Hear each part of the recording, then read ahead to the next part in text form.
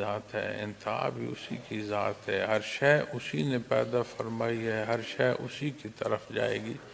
تو پھر یہ جو کیفیت ایک ایمان کے حضور حق کی ہے، اللہ یہ نصیب فرمائے۔ تو جو میں نے عرض کیا تھا کہ اپنے ذکر، اپنے معمولات میں غور فرمائیں کہ اپنے روز کا ذکر ضائع نہ ہو۔ اپنے اجتماعی ذکر پر محنت کرتے ہیں، الحمدللہ اللہ قبول فرمائے۔ ذاتی معاملات میں توجہ فرمائے۔ سارا دن دنیا کے جھمیلوں میں ہم پھنسے رہتے ہیں، سارا دن بے شمار پریشانیاں ہیں، اور مجھے اتنی عمر میں آج تک یہ سمجھ نہیں آئی کہ ایک کام سے بندہ نکلتا ہے، آگے ایک اور تیار ہوتا ہے، اس میں بندہ پھنس رہا ہوتا ہے۔ تو اپنی زندگی کو اسی ڈوبتے تیرتے میں بسر کر دینا کیا کمال ہے۔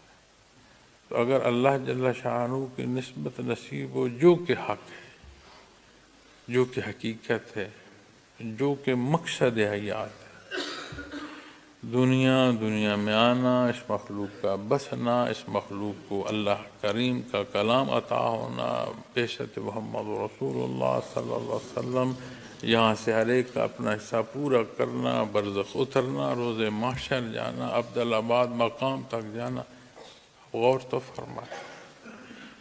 تو کیا یہ زندگی محض گزار دینے کو؟ اپنی ذمہ داری ادا کریں، اپنے جو متعلقین ہیں ان کی تربیت فرمائیں۔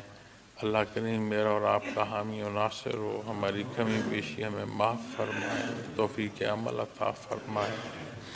اللہ کریم ہماری کمزوریاں معاف فرمائے، خطائیں گناہ معاف فرمائے، توفیق عمل عطا فرمائے، دین کو جاننے کی توفیق نصیب فرمائے، اپنا حصہ جو ہے، اپنا جو کردار ہے اس کی ادائیگی کی توفیق نصیب ہو۔